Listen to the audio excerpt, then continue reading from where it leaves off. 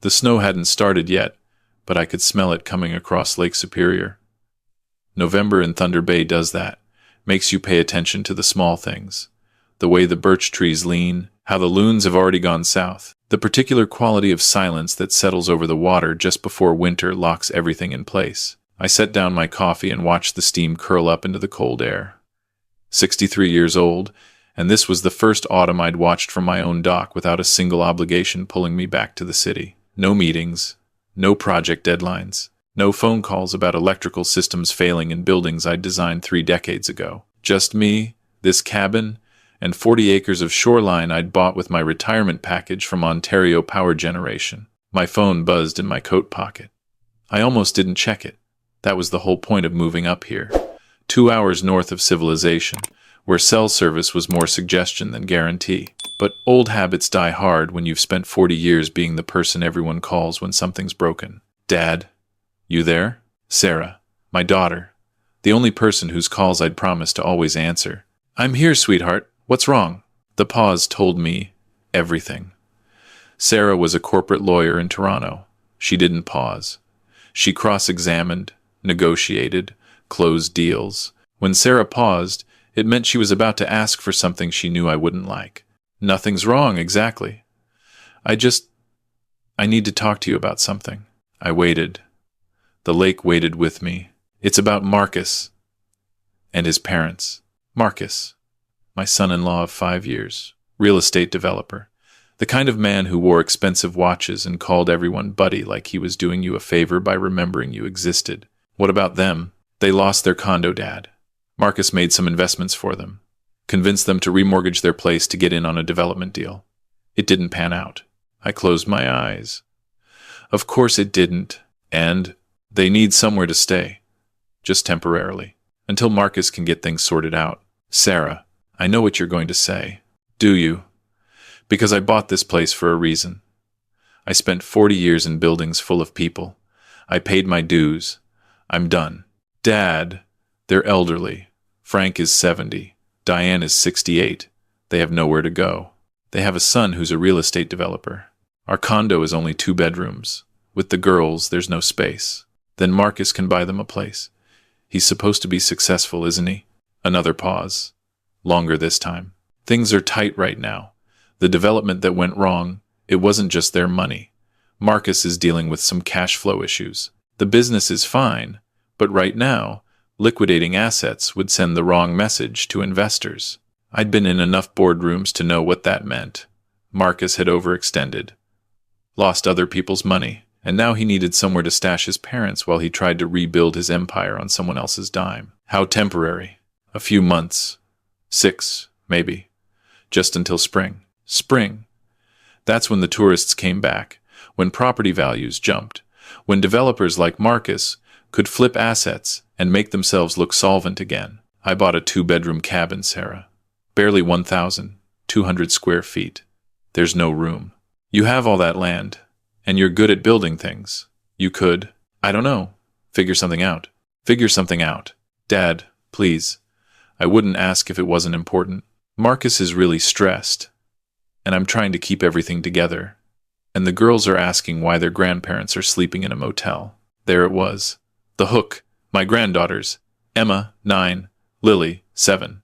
Good kids, who called me Grandpa Jack, and sent me drawings of the cabin they'd visited last summer. Put Marcus on the phone. Dad, I don't think... Put him on. Rustling. Distant voices. Then Marcus, his tone sliding into that practiced smoothness that probably closed million-dollar deals. Jack, hey, listen, buddy. I really appreciate you being flexible about this. I haven't agreed to anything. Right. Of course. I'm just saying, when Sarah told me you had all that property up there, I thought, perfect. Frank and Diane are low maintenance. They won't be in your hair. They'll probably spend most of their time in town anyway. It's just a mailing address, really. You told your parents they're moving in with me. Well, tentatively.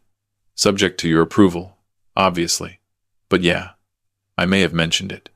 They're pretty excited, actually. Diane was talking about teaching you some recipes, and Frank wants to go ice fishing. I looked out at the lake, watched a raven land on my dock, peck at something, fly away.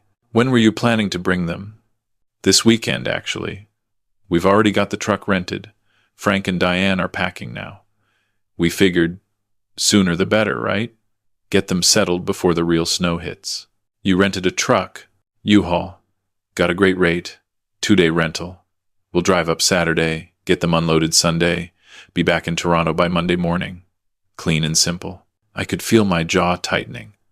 The way it used to in meetings when some young engineer fresh out of university would present a design that violated 3 different building codes and act like they'd invented the future. Marcus, listen to me very carefully.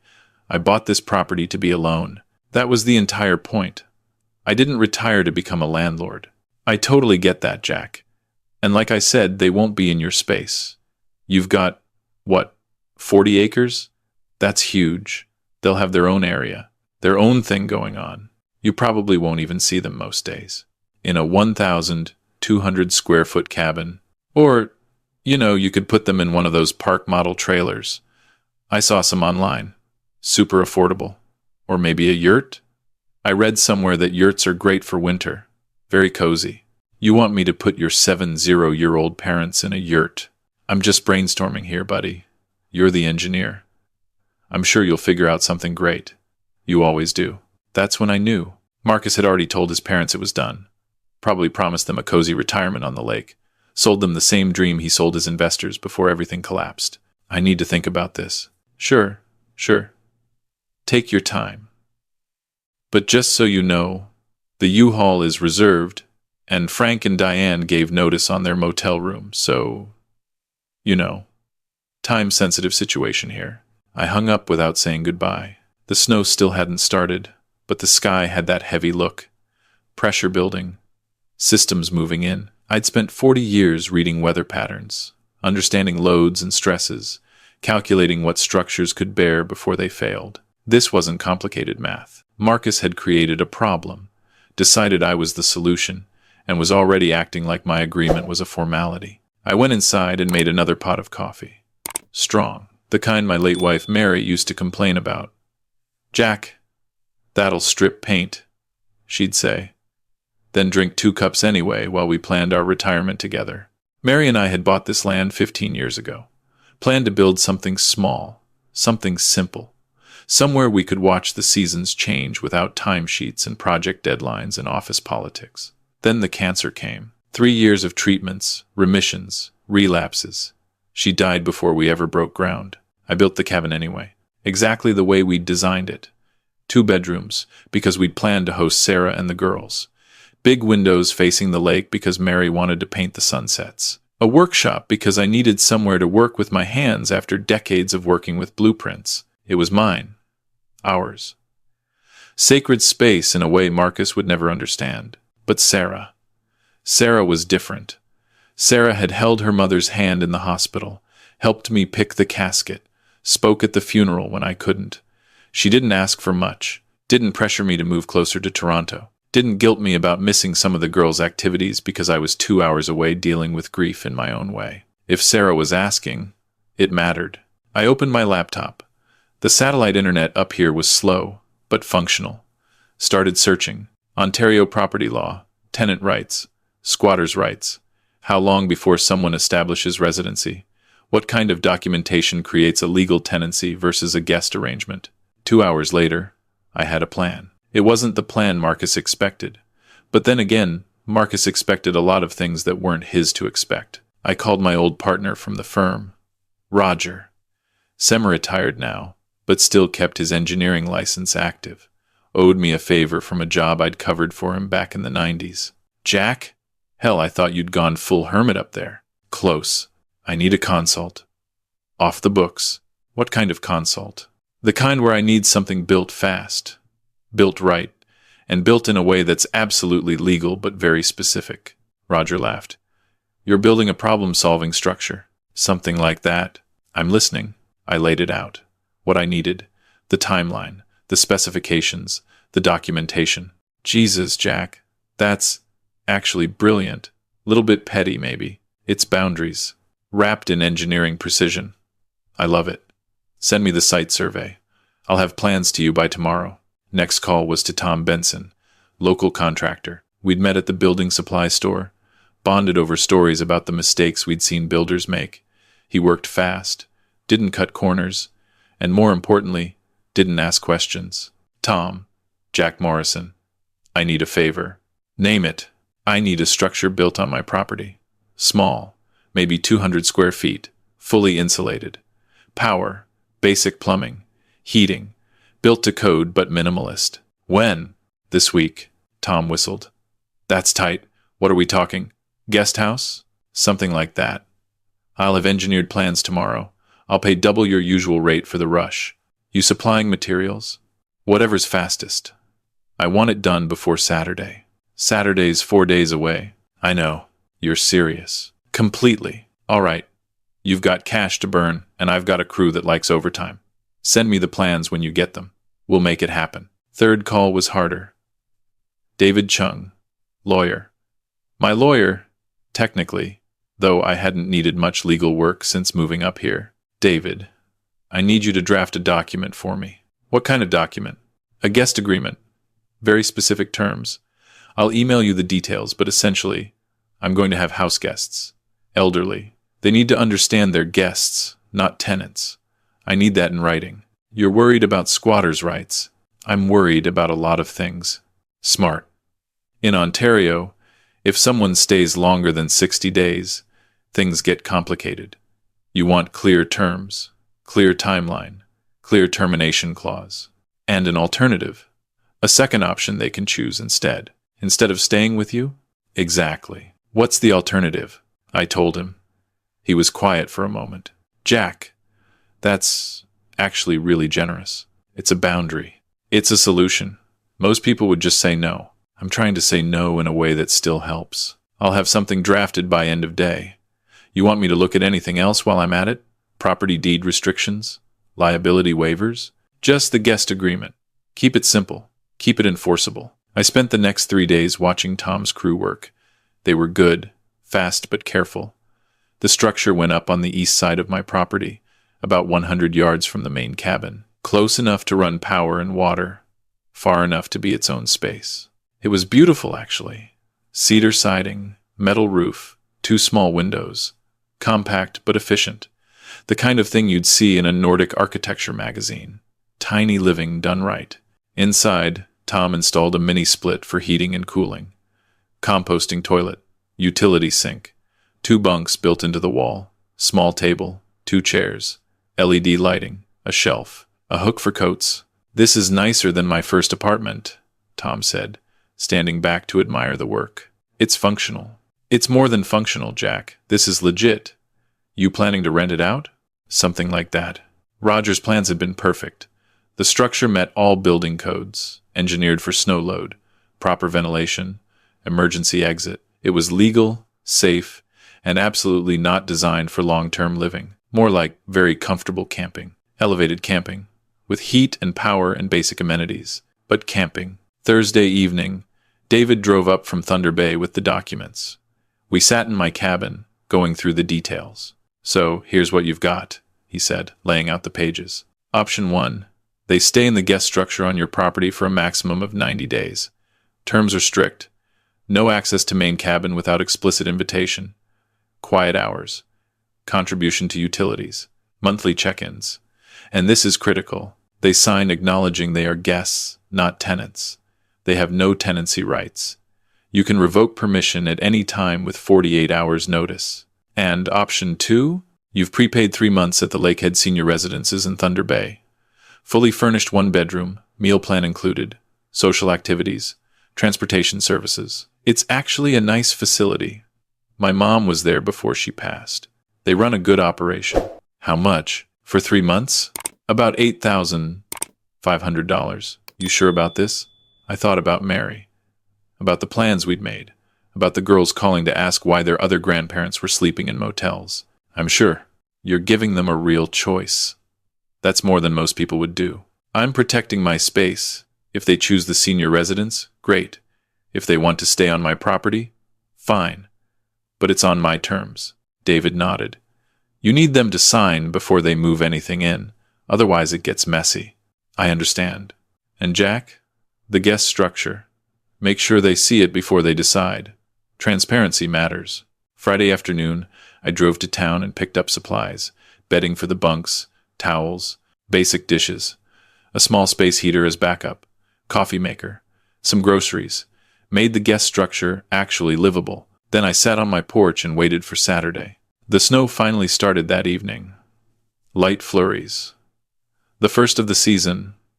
By morning, everything was white. The U-Haul truck pulled into my driveway at 11:47 a.m. I'd been watching the road since 10. Marcus got out first. Designer parka, expensive boots that had never seen actual winter. He waved like we were old friends meeting for beer. Jack, hey, made great time. Roads were clear all the way up. Sarah got out next. She looked tired, guilty. She met my eyes for just a second before looking away. Then Frank and Diane emerged from the back seat. Frank was tall, stooped, moved like his back hurt, wore a Leafs toque and a heavy coat that had seen better decades. Diane was small, round, nervous, kept touching her hair like she was about to meet royalty. Jack, Frank called out, approaching with his hand extended. Finally getting to see the famous cabin. Marcus has told us so much. This is gorgeous country up here. I shook his hand. Frank, Diane, good to meet you.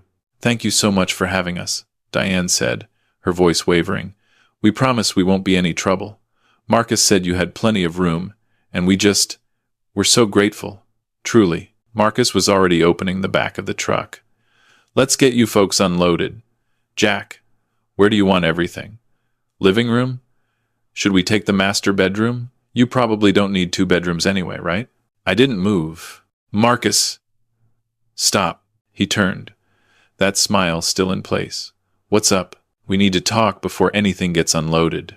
Sure. But maybe while we unload? Truck's due back tomorrow. And now. Something in my tone made him stop. Sarah took a step forward. Dad, all 4 of you, inside the main cabin. We need to have a conversation. We sat around my small dining table, the one Mary and I had picked out together. Solid oak, built to last. I laid out the documents. Here's the situation, I said. I bought this property to retire alone. That was always the plan. Marcus, you called and told me your parents needed somewhere to stay. You didn't ask. You announced. You rented a truck and packed them up before I'd agreed to anything. Dad, Sarah started. I held up my hand. Let me finish. Frank, Diane, I'm not angry at you. You're in a difficult situation. Your son made some decisions that didn't work out, and now you're dealing with the consequences. That's not fair, and I understand that. Diane's eyes were filling with tears. We didn't know. Marcus said you were excited to have us. Marcus shifted in his chair. I thought. You know, family helps family. Family helps family, I repeated. You're right. So here's how I'm going to help. I pushed the documents forward. You have 2 options. Option 1. You can stay on my property in a guest structure I had built this week. It's small, about 200 square feet. Heated, powered, insulated. Basic amenities. Comfortable but minimal. If you choose this option, you'll sign a guest agreement. You'll be here as my guests, not as tenants. That means I can ask you to leave at any time with 48 hours notice. You'll contribute $300 a month toward utilities. You'll respect boundaries. No access to my main cabin without invitation. Maximum stay is 90 days. Frank and Diane stared at me. Marcus's smile had finally disappeared. Option 2. I've prepaid 3 months at Lakehead Senior Residences in Thunder Bay. It's a nice facility. 1-bedroom apartment, meals included, social activities, transportation. You'd have your own space, your own independence, and access to resources you wouldn't have up here. The silence stretched out. You want us to live in a shed, Marcus said flatly. I want you to have a choice. A real choice. Not one that was made for you by someone who didn't consult the person whose property was being volunteered. Sarah was crying now, quiet tears down her cheeks. Dad, I didn't think you'd... What? Set boundaries? Protect the space your mother and I planned together? Say no to being railroaded? It's just temporary. So is the housing I'm offering. 3 months, either way. By then, Marcus should have his cash flow sorted out. Right, Marcus? Since it's just a temporary issue? Marcus stood up. This is bullshit. You've got 40 acres, and you're offering my parents a glorified tool shed? I'm offering them two legitimate options, both of which solve their housing crisis, both of which give them dignity and independence. What are you offering them, Marcus? Besides a U-Haul full of furniture and no actual plan? I have a plan, which is what? Live off your father-in-law's charity while you rebuild with other people's money? Dad! Sarah's voice cracked. Please. Just... Can we see it? The guest structure? I stood. Follow me. We walked across the snowy property, my boots crunching, their city shoes not quite adequate. The guest structure sat among the birch trees, looking almost intentional, like it belonged there. I opened the door. Diane went in first. I watched her take in the space, the bunks with their new quilts, the small table set with dishes, the heater running, making everything warm, the window looking out at the lake. She touched the wall. Solid, well-built, real. It's actually kind of cozy, she said softly. Frank stepped in behind her, looked around, his expression unreadable. You built this in 4 days. I had help. It meets all building codes. It's safe, warm, legal. It's just small. How small are we talking? 200 square feet. Marcus laughed. A harsh sound. This is insane. You can't expect them to live like this. I'm not expecting anything, I said. I'm offering. Both are more than what they had 3 days ago when they were in a motel. Diane was still looking around. She opened the small cabinet, saw the coffee maker I'd left, the groceries.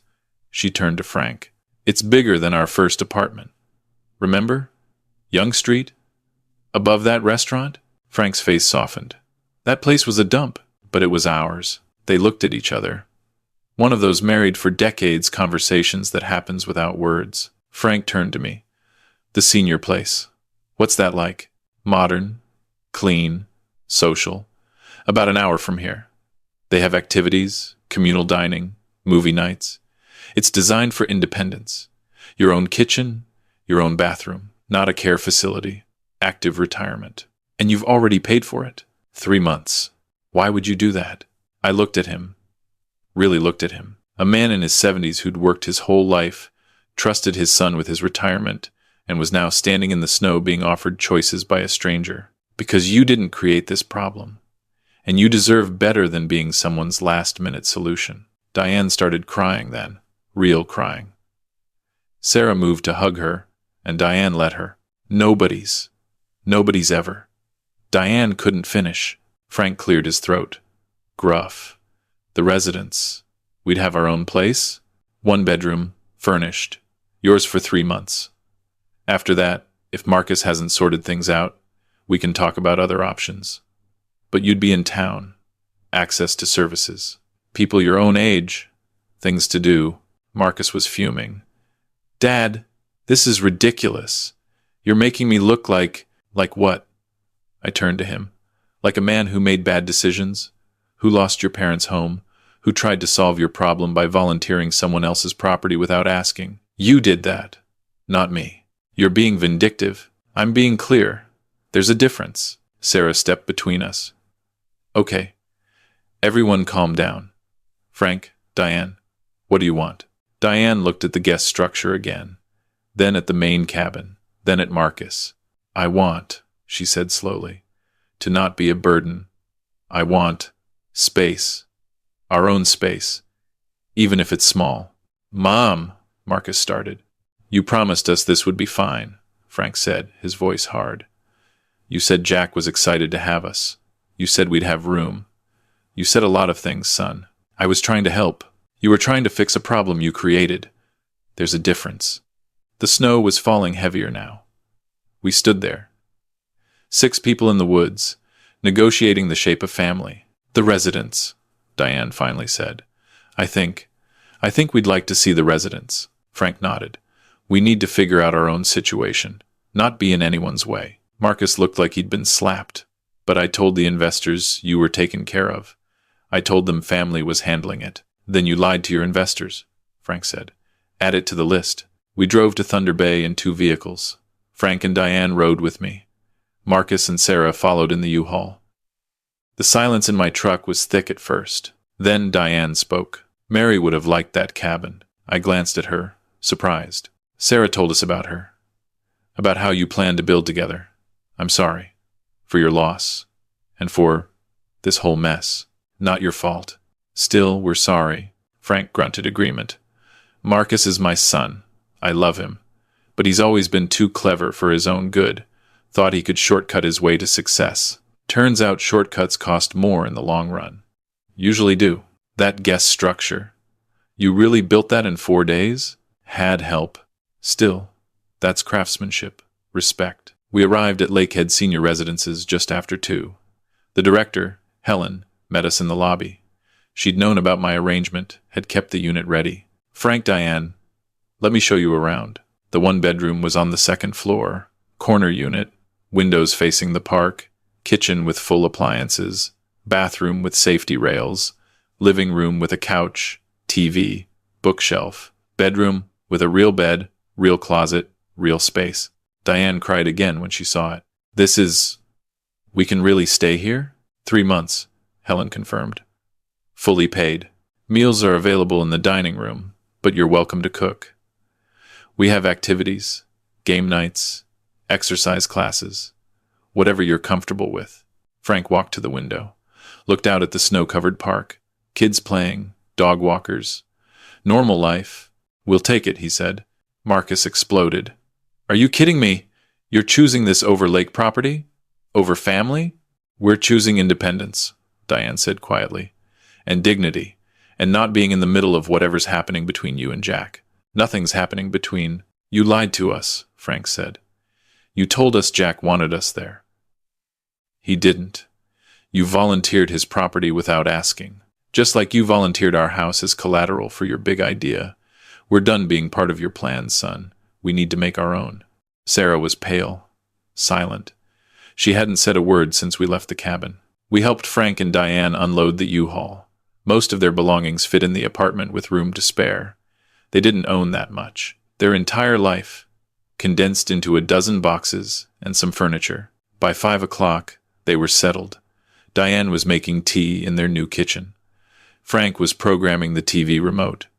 They looked smaller, somehow, but also more solid, like they were standing on ground that wouldn't shift. Marcus and Sarah left without much conversation. The U-Haul pulled out of the parking lot, taking all the things that didn't fit, all the expectations that didn't pan out. I stayed for another hour. Had tea with Frank and Diane. Diane showed me the small decorations she'd already put up. Frank told me about his years selling cars, how he'd always been good at reading people. You're a good man, Jack, he said as I was leaving. Better than Marcus made you out to be. What did Marcus say? That you were difficult, that you'd been alone too long, that you didn't understand family obligations. Frank smiled. It was sad. Turns out you understand just fine. You just don't confuse obligation with surrender. I drove back to the cabin as the sun set. The lake was dark, ice forming at the edges. The guest structure sat empty among the birch trees, a possibility that hadn't been needed. I'd keep it, though. It was good work, solid work, and you never knew when you'd need a space that was yours but not yours. Close but separate. Connected but independent. That's the thing about boundaries. They're not walls. They're definitions. This is mine. That is yours. Here's where we meet. Here's where we don't. Marcus called twice that week. I didn't answer. Sarah called once. I did. Dad, I'm sorry. For what? For all of it. For not standing up to Marcus. For letting him pressure you. For not seeing what he was doing. You see it now? Yeah. I see a lot of things now. We talked for an hour. About Mary. About what I'd built and why.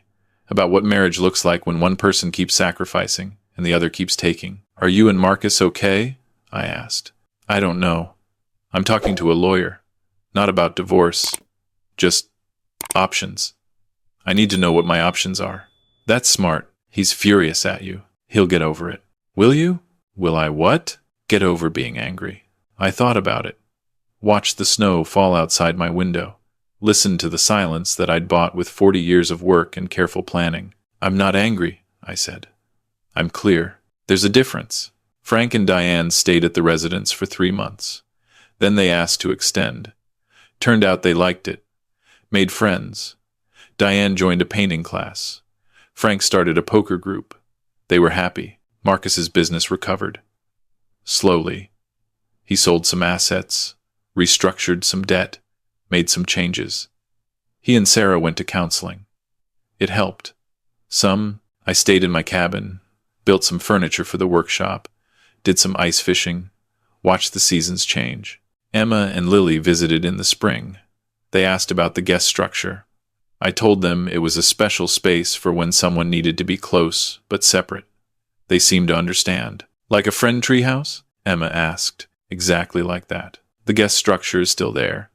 I use it sometimes when I want to paint or work without heating the main cabin. It's good space. Purposeful space. And if someone needs it someday, really needs it, with respect and asking and understanding.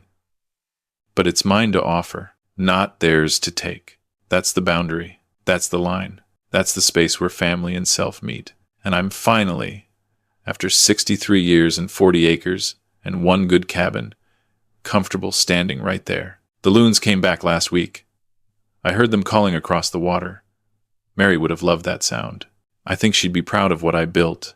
Not just the cabin, not just the guest structure. The space to say no. The space to say yes on my own terms. The space to be exactly who I am, where I am, how I am. That's the best architecture I've ever designed. And it's finally, truly, mine.